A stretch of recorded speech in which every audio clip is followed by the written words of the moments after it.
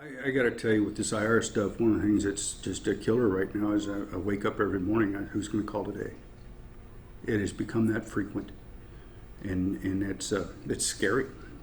Who's going to call me today, and how are they going to be impacted? Yeah, people don't usually call me because they're happy.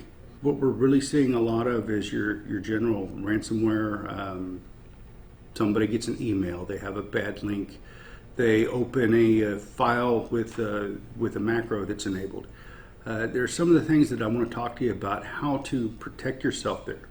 The first thing being awareness is what are you doing, and shame on us if we're not preparing our user environment to deal with these things, to be aware, to see what's going on, to understand the types of threats that are coming in. Is it a bad link? You hear so often the mousing over the link, or hey, if it's this type of file, don't open it, or if it's something that asks you to elevate permissions, such as a Word document that might have a macro. Are you doing something to prepare your user community to combat those things? And knowledge is the best thing that we're going to have. That's our first line of defense. Some of the other things that we're seeing in those areas are, when's the last time you looked at the local administrative rights of your PCs? So do the users have that right? Can they install any program? Can they run any application? Or do you reserve that for the actual help desk?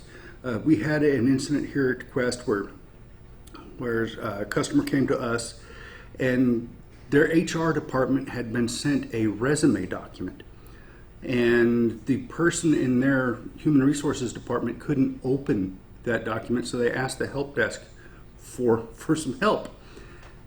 So their help desk, what the deal was, is that it was trying to run a macro with administrative rights that the company had actually put the protections in place to stop. And the help desk people, being helpful, had a local admin, and they ran a document which launched an attack. So just that general awareness, as well as the endpoint technologies that you should have in place. I mean, we used to classically have antivirus and a firewall. That's not good enough anymore. We need to have those next generation features. We need to have application features. We need to have endpoint security. And for goodness good sakes, just let's look at it. So that's one of the other things that we're really seeing in the industry today is people have protected themselves. They have instrumented their networks. They've put in place technology that nobody's looking at. And that really comes back to bite us in the end. So we want to make sure that we can help people visualize that. And it's also one of the things that we're seeing is with these threats becoming more and more prominent, it's now not so much somebody is a victim.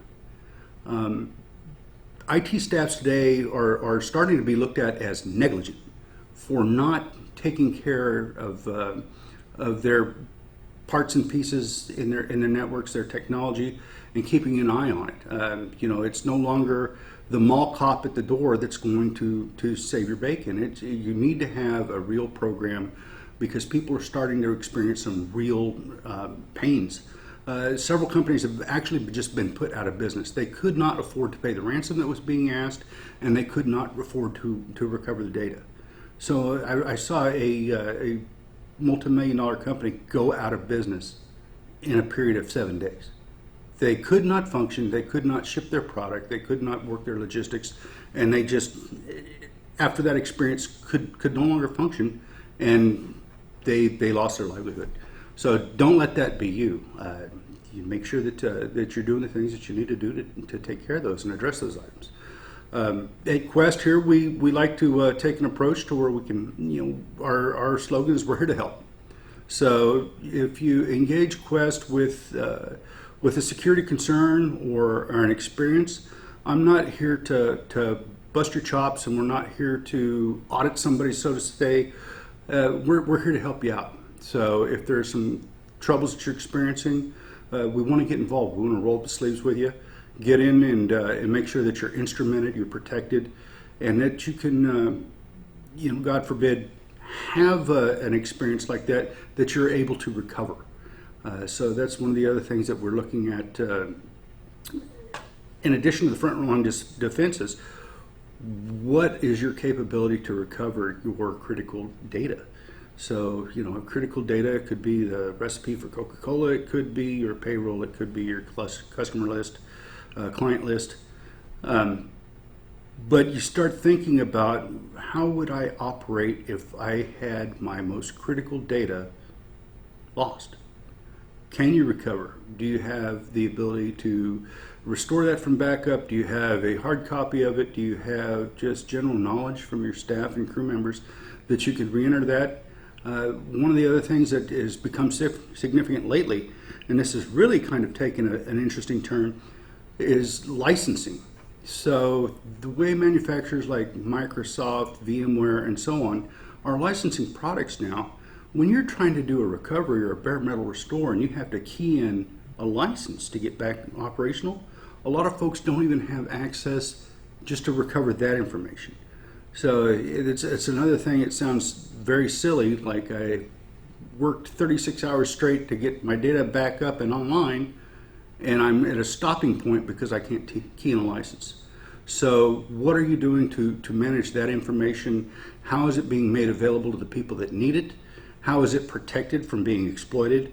Those are all important pieces of an all-encompassing security program that we'd like to help you with. A few things that you can do to protect yourself is to look at your security posture. You want to make sure that your program that you have in place is adequate for the technology that you have implemented, and the people that you have in place that are manipulating your data, the value of the items that are running around your network. They're not just ones and zeros. I mean, that's stuff that is important to make our organizations work. So your security program, perimeter controls, I would say awareness is absolutely critical. Make sure your people are armed with the information they need to protect themselves.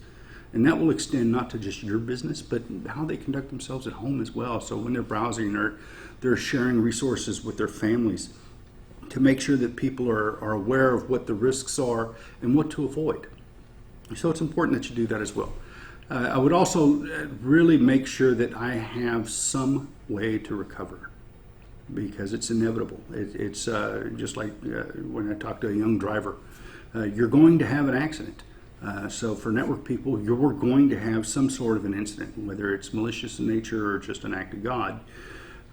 You're going to have to be able to recover. Folks are seeing that as their new reality. They're losing careers, businesses, organizations, their dreams, based on some people that would do anything without any reverence or respect to what you've spent a lifetime building.